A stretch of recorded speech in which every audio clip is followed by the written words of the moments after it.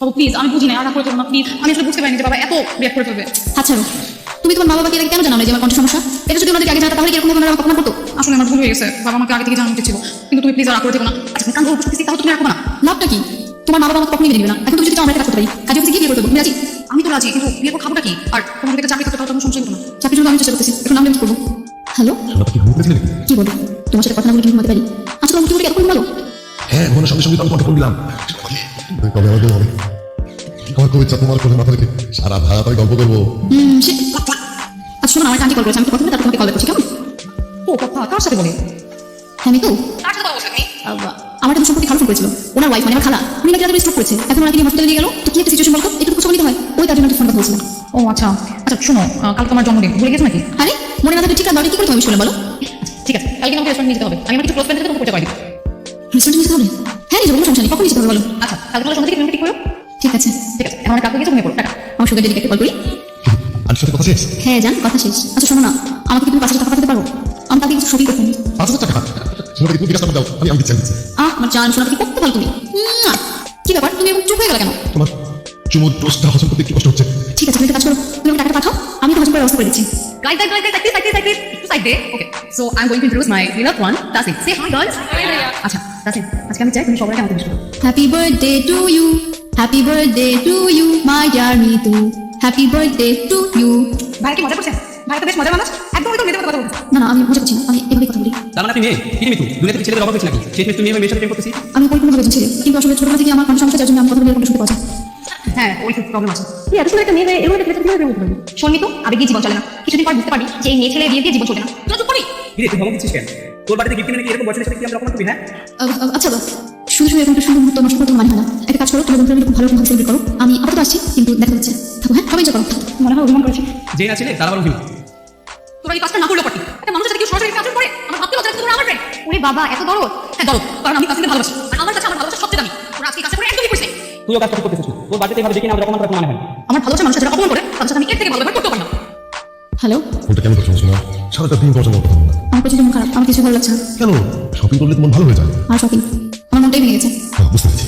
Shopping করতে গিয়েছিলে, যেটা পছন্দ হয়েছে টাকা কম টাকা কিনতে পারবেন, তাই তো? তারপর বাসায় এসে মনে রাখবেন। পরে কথা বলবো, এখন রাখি, বাই। হ্যাঁ বলো। বাবু নো ওয়ান সো সরি, আজকে আমার অনেক অনেক অপমান করতে হয়েছে। তোমার তো কোনো দোষ নেই, তুমি কেন শুধু সরি বলছো? আমি আমার ভাগ্যটা কিনে নিয়েছি, আমার সাথে এরকমটাই হচ্ছে।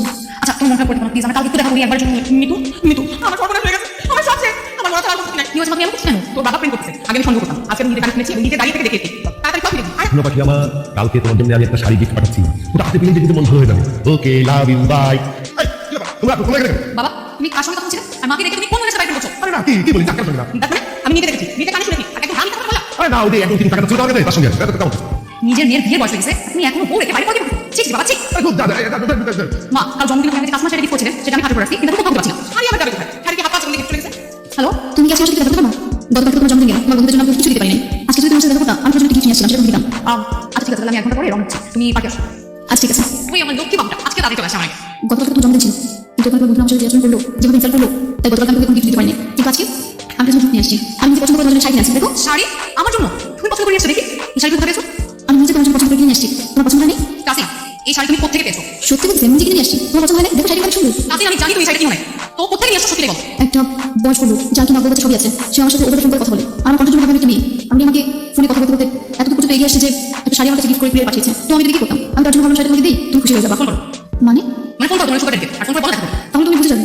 যেটা বলতে সেটা করো, এখন ফোন দিয়ে বলো এবার দেখা করতে। হ্যালো জান, কি করছো তুমি? তোমার জন্য যে শাড়িটা পাঠিয়েছি পছন্দ হয়েছে? হ্যাঁ না, খুব পছন্দ। হ্যাঁ পছন্দ হয়েছে। আচ্ছা তুমি কি আমার সাথে আজকে দেখা করতে পারবা? অবশ্যই পাবো, অবশ্যই পাবো। তোমার সঙ্গে দেখা করার জন্য আমি তো চাতক পাখির মতো অপেক্ষা করছি। কোথায় আসলে বল না। আচ্ছা তাহলে তুমি একটা কাজ করো, নিজে বাড়ি চলে আসো, তোমার সাথে দেখা করি। আসছি আমি, আসছি। হ্যালো, তুমি কি চলে এসেছো? আমি তো পাঠিয়ে এসে গেছি। আমিও তো পার্কের ভেতরেই। হাই, শোনো, আমি একটা ফুল পরা, তারপরে হুল জামা, হাতে ফুল। তুমি আচ্ছা তোমার কি ডান হাতে ফোন, বাম হাতে ফুল? হ্যাঁ হ্যাঁ, তোমার বাংলাতে ফুল, ডানাতে মোবাইল। এই তুমি আমাকে দেখছো নাকি? আচ্ছা তোমার আশেপাশে কোনো বেঞ্চ আছে, তাকে একটু বসো তো। হ্যাঁ হ্যাঁ, ঠিক আছে, বসছি বসছি। এই আমি বসেছি কিন্তু। একটু দাঁড়াও তো। দাঁড়ালাম দাঁড়ালাম।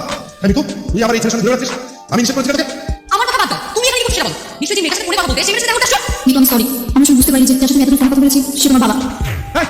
মিতু আমি সত্যি অনেক সরি, আমি যদি জানতাম যে তোমার বাবা তার সাথে কখনো মানে এই প্রেম এগুলো কোনো কিছু করতাম না, দুষ্টুমি করতাম না। আমার ভুল হয়ে গেছে, প্লিজ আমাকে মাফ করে দাও। শোনো কাসিম, তুমি যা করছো না সব জেনে বুঝে অন্যায় করছো। তোমার ছেলের সাথে কোনো সম্পর্ক আমি রাখবো না, আজকে বেকার যাও। না না প্লিজ মাফ করে দাও। কাসিম আমার মাথা গরম করে তুমি বাসাকে ঘুরে যাও।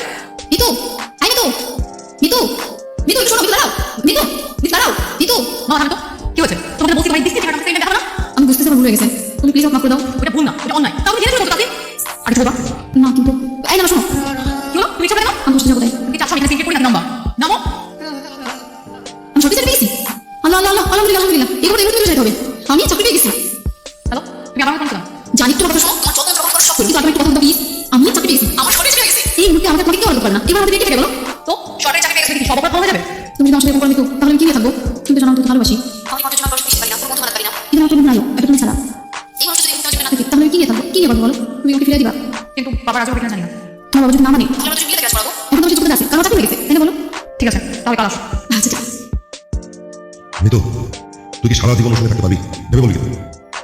পারবো বাবা কিন্তু আমি সর্বোচ্চটাকে মৃত্যু সবসময় ভালো চেষ্টা করবো ঠিক আছে মিতুর মা তো রাগ করে চলে গেছে এখন আমি যদি তোমাদেরকে না মেনে নিই তাহলে মিতুও তো রাগ করে চলবে তখন তো আমি আর একা হয়ে যাবো আঙ্কেল আপনি যদি বলেন আমি তো আন্টিকে ফিরে নিয়ে আসতে দেবো হ্যাঁ বাবা আমি দুজনকে যদি মাকে না চেষ্টা করি মা না থাকতে পারবে না কিন্তু তোমাকে কথা দিতে হবে তুমি আর কখনো ভুলে কোনো মানুষের কথা বলবে বলে আমি তোকে কথা দিচ্ছি আমি তা হবো না কিন্তু তোরা দুজন মিলে তোমাকে ফিরিয়ে আনবে। আঙ্কেল তাহলে কি আপনি দিতে রাজি না হয়তো কোনো উপায় নেই তোমাদের দুজনকে কোনোভাবেই আমার করবে না।